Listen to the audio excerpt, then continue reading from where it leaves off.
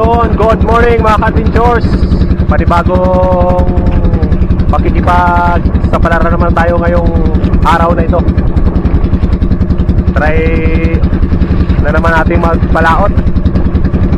Sana ay biyayaan ulit tayo ng mga ulam. At kasama ko pala ngayon ang aking kamahalan sa paglaot. At hindi naman malakas, tama-tama lang, may kunting halon. Okay, fish on. Third drop.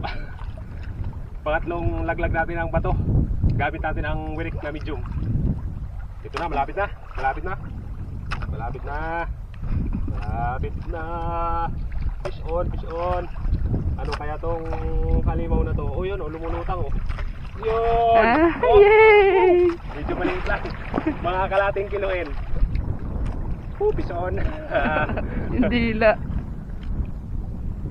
Fish on guys, fish on.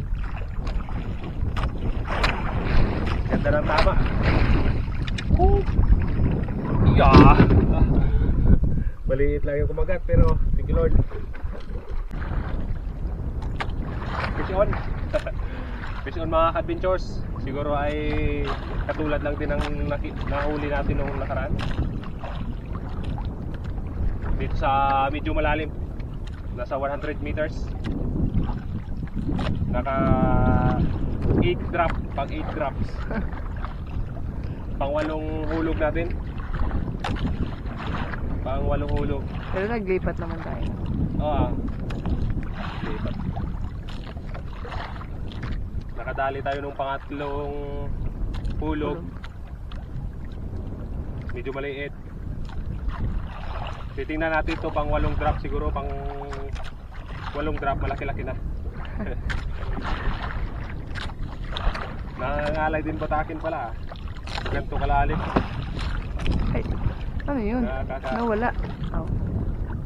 Nangangalay din magbata.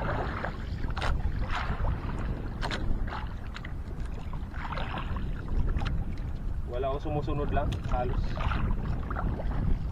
palutang na.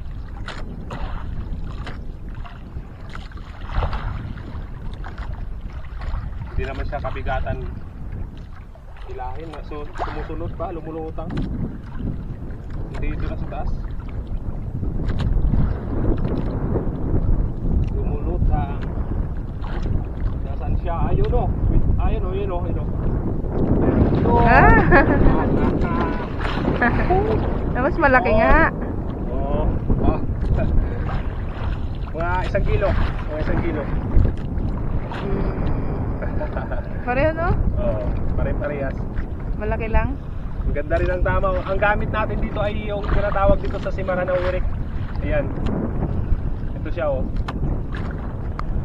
Yan. Para siya. Da. Yun, dali. Yun.